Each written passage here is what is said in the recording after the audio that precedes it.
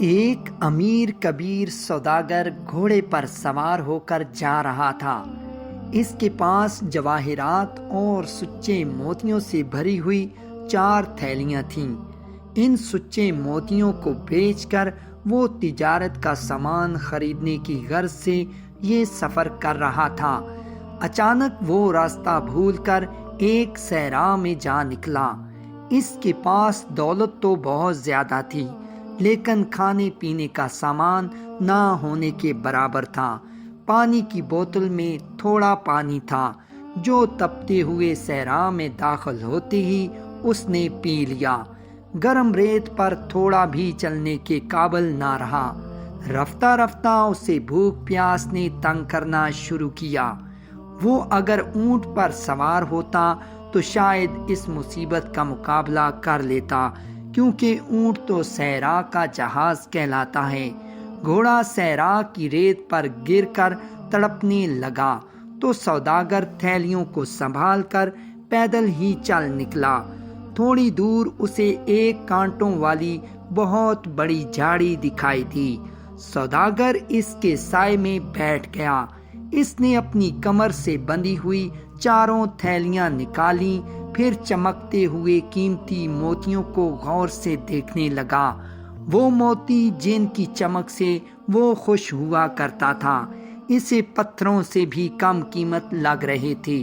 اس کی صرف ایک ہی خواہش تھی کہ کاش وہ جواہر کے دانے جوار یا گندم کے دانوں میں تبدیل ہو جاتے، کم از کم اس کی بھوک تو مٹ جاتی۔ رفتہ رفتہ سورج ڈھلنے لگا تو صحرا کی گرم ریت ٹھنڈی ہو گئی۔ اس نے جھاڑی کی جڑوں کو کھودا تو گیلی ریت دیکھ کر بہت خوش ہوا۔ گیلی جڑوں کو چوس کر اس نے اپنی پیاس بجھانے کی کوشش کی۔ اب بھوک نے اس کا برا حال کر دیا۔ رات ختم ہوئی تو اس نے سورج سر پر آنے سے پہلے صحرا سے نکل جانے کا ارادہ کیا، لیکن وہ صحرا اتنا بڑا تھا کہ سوداگر چلتے چلتے تھک کر چور ہو گیا، مگر صحرا ختم ہونے کا نام ہی نہیں لے رہا تھا۔ دھوپ میں تیزی آئی تو جواہرات کی قیمتی تھیلیاں اسے بڑی بوجھل محسوس ہونے لگیں۔ اس نے 4 تھیلیوں کو غور سے دیکھا، پھر سب سے بڑی تھیلی ناکارہ بوجھ کی طرح ریت پر پھینک دی۔ اسے تھوڑا سا دکھ ضرور ہوا، لیکن موتیوں کو وہ چونکہ کھا نہیں سکتا تھا، لہذا اس وقت وہ کسی کام کے نہیں تھے۔ تھوڑی دور جا کر اس نے دوسری تھیلی سے بھی نجات حاصل کر لی۔ اس طرح اس نے 4 تھیلیوں کو صحرا میں پھینک کر اپنا بوجھ ہلکا کر لیا۔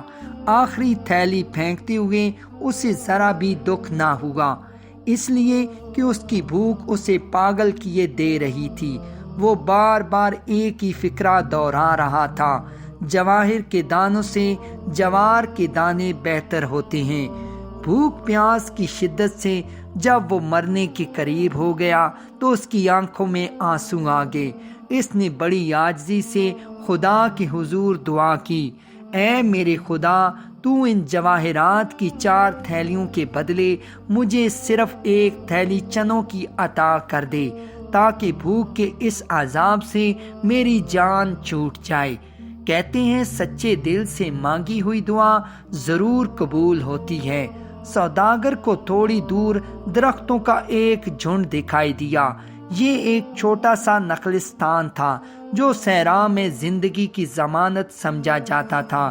اس نخلستان میں پانی کا ایک چشمہ بھی بہہ رہا تھا۔ سوداگر نے اپنی پیاس بجھائی تو اس کی جان میں جان آئی۔